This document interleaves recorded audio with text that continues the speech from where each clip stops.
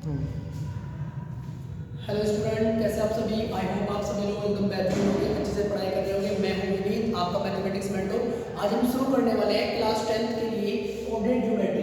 पहली वीडियो में मैं आपको बता चुका था डिस्टेंस फॉर्मूला के बारे में। आज हम जिक्र करेंगे 3 फॉर्मूला के बारे में, सेक्शन फॉर्मूला, उसके बाद हम मिड पॉइंट फॉर्मूला और एरिया ऑफ ट्रायंगल के बारे में जिक्र करेंगे। ठीक है, तो सबसे पहले हम शुरू करते हैं सेक्शन फॉर्मूला के बारे में जानना। What is section formula? Class 10th coordinate geometry में आज हम पढ़ेंगे सेक्शन फॉर्मूला के बारे में। देखिए बेटा, ध्यान से मान लीजिए अपने पास एक कोई लाइन सेगमेंट है, इसका नाम रख लेते हैं let's say AB। This line segment called AB। यहाँ पे A के जो कोऑर्डिनेट है वो मान लो x1, y1 है और B के कोऑर्डिनेट x2, y2 है। ठीक है, इतनी बात। अब मान लीजिए यहाँ पे कोई पॉइंट P है, इस लाइन के ऊपर कोई पॉइंट P है जिसके कोऑर्डिनेट x, y है। ये इस लाइन AB को m रेशो n में डिवाइड करता है, m रेशो n में डिवाइड करता है। ठीक है ना, तो हमें क्या करना है, हमें इस पॉइंट P के कोऑर्डिनेट ज्ञात करने। ठीक है, ये पॉइंट बीच में है P, इसके कोऑर्डिनेट ये x, y की हमें वैल्यूज निकालनी है। इसके लिए हम सेक्शन फार्मूला अप्लाई करेंगे। हम कैसे इसकी वैल्यू निकालते हैं? सेक्शन फार्मूला लगाते हैं। ठीक है, ध्यान से। इसके लिए फार्मूला होगा Px, y, यानी कि हमें इस P के कोऑर्डिनेट निकालने जो कि x, y है। इसके लिए आप फार्मूला लगाओगे mx2, m की multiply x2 plus mx1, n की मल्टीप्लाई x1 में अपॉन इन दोनों रेशो का हम यहाँ पे सम कर देंगे, ये m प्लस n। ये अपनी केवल x कोऑर्डिनेट की वैल्यू है, केवल x कोऑर्डिनेट की। हमें y की वैल्यू निकालनी, तो हम क्या करेंगे my2 plus my1 upon m plus n। इसको बोला जाता है सेक्शन फॉर्मूला। ये है अपना सेक्शन फॉर्मूला। मैं दोबारा रिपीट कर देता हूँ। ये लाइन AB को कोई point P m ratio n में डिवाइड करता है, तो इस पॉइंट P के कोऑर्डिनेट निकालने के लिए हम सेक्शन फॉर्मूला अप्लाई करेंगे। And this is our section formula. आपको अच्छे से समझ आ गया होगा। ठीक है, इसका यूज क्या है मैं आपको अभी एक क्वेश्चन के माध्यम से करा देता हूँ। देखिए ध्यान से भाई, क्वेश्चन हम कर लेते हैं, इसके ऊपर नोट कर लीजिए इस फॉर्मूला को। अब सेक्शन फॉर्मूला के ऊपर एक सवाल कर लेते हैं। देखिए ध्यान से। ठीक है, यहाँ पे कोई लाइन है अपने पास, मान लीजिए एक लाइन है AB। ठीक है, एक लाइन AB यहाँ पे है। A के कोऑर्डिनेट आपको गिवन है यहाँ पे 6, 3 और B के कोऑर्डिनेट यहाँ पे गिवन है -4, 5। यहाँ पे कोई पॉइंट B है और ये इस लाइन AB को 3:2 में डिवाइड करता है, तो इस पॉइंट P के कोऑर्डिनेट्स क्या होंगे ये आपको इसमें निकालना है। देखिए ध्यान से, मान लीजिए ये लाइन AB है, ये इसके A के कोऑर्डिनेट, ये B के कोऑर्डिनेट। मतलब क्या है बेटा, ये x1 की वैल्यू, ये y1 की वैल्यू, ये x2 की वैल्यू, ये y2 की वैल्यू। यहाँ पे ये m की वैल्यू दे रखी है आपको, ये n की वैल्यू दे रखी है आपको P पॉइंट के कोऑर्डिनेट निकालने, मतलब सेक्शन फार्मूला अप्लाई करेंगे आपको।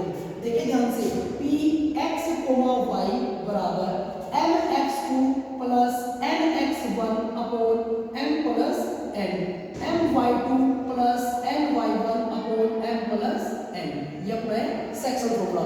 यहाँ पे हम इन m की, n की, x1 की और x2 की वैल्यू पुट करेंगे और वैल्यू निकाल कर लाएंगे इस पॉइंट P के कोऑर्डिनेट से। ठीक है, देखो ध्यान से, m की वैल्यू अपने पास कितनी है सर? 3 इंटू x2 की वैल्यू अपने पास है -4 प्लस n की वैल्यू अपने पास 2 है, x1 की वैल्यू कितनी है अपने पास यहाँ पे 6 है, अपॉन में m प्लस n, मतलब इन दोनों रेशो का सम करना है। 3 प्लस 2 कर देंगे। ठीक है, अब m की वैल्यू यहाँ पे कितनी है? 3 है, y2 की वैल्यू अपने पास कितनी है? 5 है, प्लस n की वैल्यू अपने पास 2 है और y2 की वैल्यू अपने पास 3 है, अपॉन में फिर से वही 3 प्लस 2, यानी ये इन दोनों रेशो का सम कर दिया जाएगा। ठीक है, इसके बाद अब सोल्व करते हैं क्या आएगा। ठीक है, -3 की फॉर्म में दोगे कितना जाएगा आपका?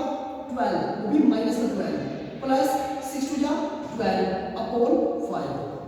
यहाँ तक आई बात समझ में? कोमा 3 5 जा 15 प्लस 3 टू जा 6 अपॉन 5। ठीक है, मामला क्लियर। इसके बाद देखिए यहाँ पे ऊपर जाएगा, प्लस माइनस की वैल्यू है तो 0 हो जाएगा। यहाँ पे 0, ये 5 और 6 कितना जाएगा? 21 अपॉन 5। ये कोऑर्डिनेट आ जाता है अपने P के, ये P के कोऑर्डिनेट आ गए हैं। ठीक है, हम इसको ऐसा थोड़ा इस तरह से लिख देते हैं, ये आपका आंसर आ गया। ठीक है, ये एप्लीकेशन थी अपनी सेक्शन फॉर्मूला की। कैसे सेक्शन फॉर्मूला का अप्लाई करना है मैंने आपको एक एग्जांपल के थ्रू समझा दिया है। ठीक है, बात समझ आई होगी आपको। अब नेक्स्ट जो अपना फॉर्मूला आने वाला है, नेक्स्ट फॉर्मूले की हम बात करते हैं। ये सेक्शन फॉर्मूले का होगा जी। अब हम करते हैं बात मिड पॉइंट फॉर्मूला की। मिड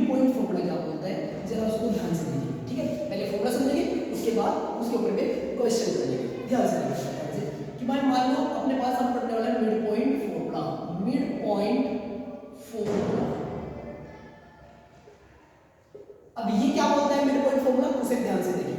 मान लो फिर से एक लाइन सेगमेंट है ए बी, यहाँ पे ए के कोऑर्डिनेट है x1, y1 और बी के कोऑर्डिनेट है x2, y2। अब इस लाइन के बेटा जब हम सेक्शन फॉर्मूला पढ़ रहे थे उस लाइन में पी कोई पॉइंट हो सकता था किसी जगह पे, लेकिन यहाँ पे एक बात ध्यान रखना, यहाँ पे जो पॉइंट पी होगा वो इस लाइन के बिल्कुल मिड पे होगा, बिल्कुल बीच में होगा, इसलिए इसे मिड पॉइंट कहते हैं यहाँ पे। ठीक है, क्या कहते हैं मिड पॉइंट।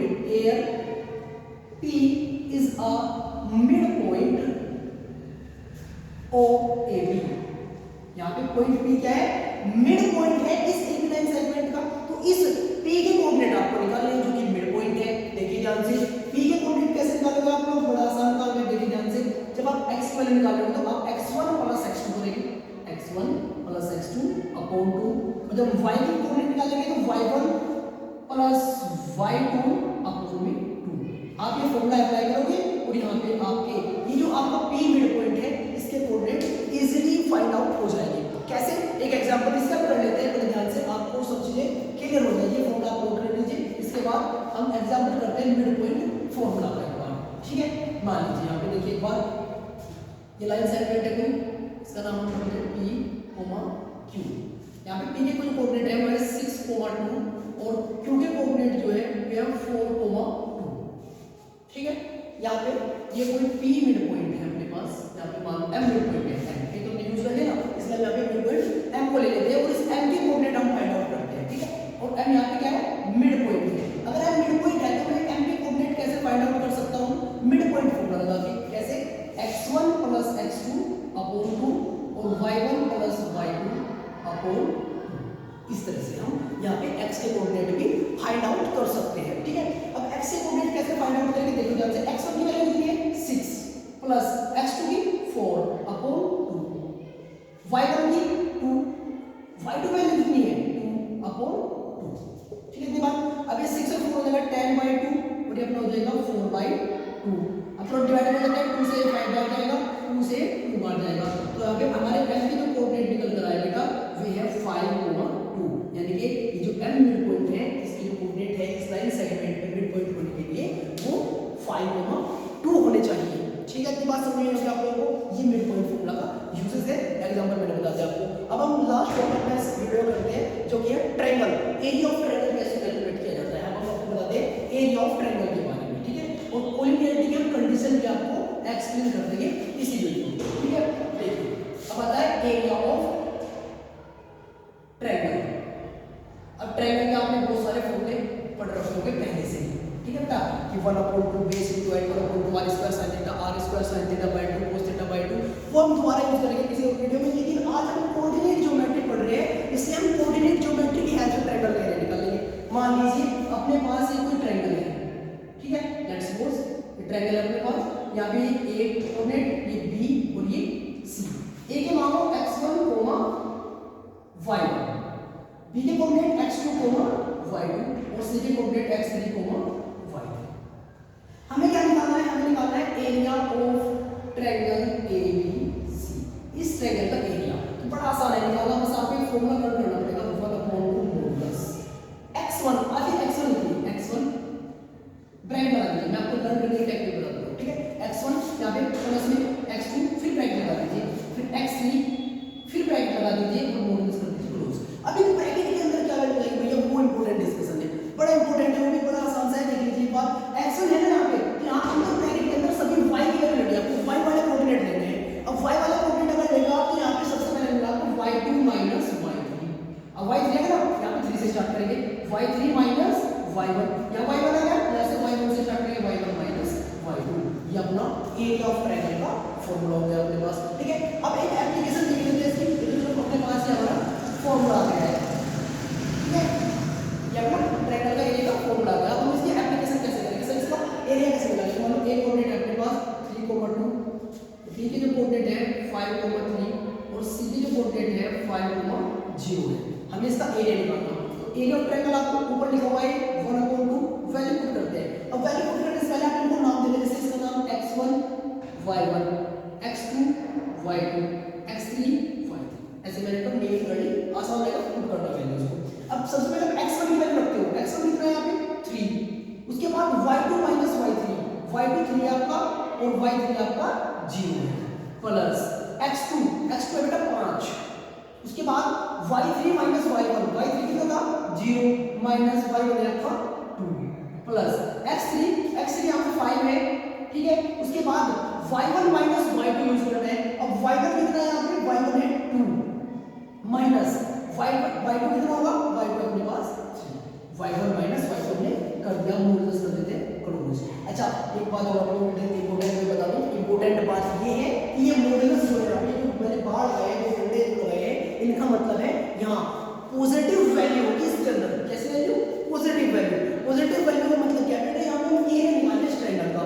अब किसी फिगर का एरिया जो है वो पॉजिटिव भी तो होता है, कभी नेगेटिव एरिया थोड़ा ना हो सकता है, इसलिए हम हमेशा क्या मॉडुलस यूज करते हैं।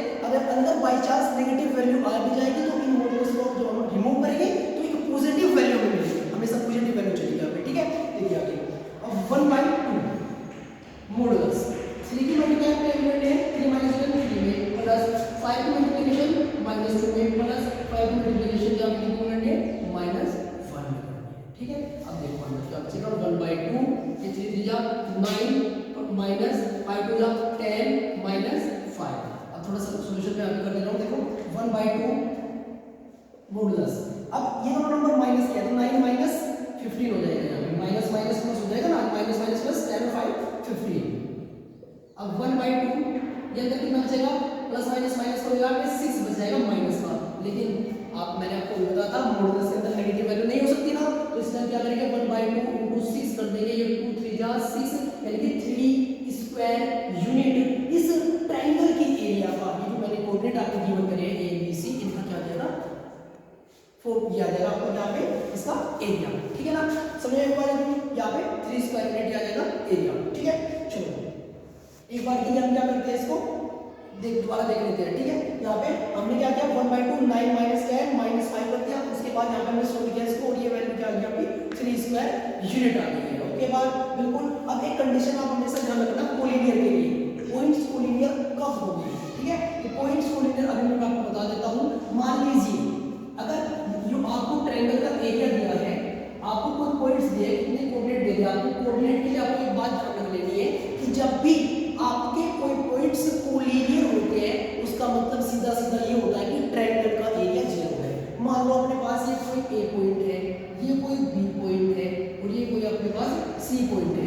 अगर ये तीनों एक ही लाइन में लाई करते हैं तो इनसे कोई ट्रायंगल फॉर्म होगा क्या, नहीं होने का इनसे कोई ट्रायंगल फॉर्म। इसलिए इनसे बनने वाले ट्रायंगल का एरिया क्या कर देंगे हम 0 पुट कर देंगे, यानी कि इस ट्रायंगल के लिए क्या कर देने वाले हैं 0 के इक्वल पुट कर देंगे, यानी कि area of triangle ABC should be equal to 0 and if this area is equal to 0 it implies for what given triangle के तीनों पॉइंट क्या है कि तीनों पॉइंट्स कोलिनियर है।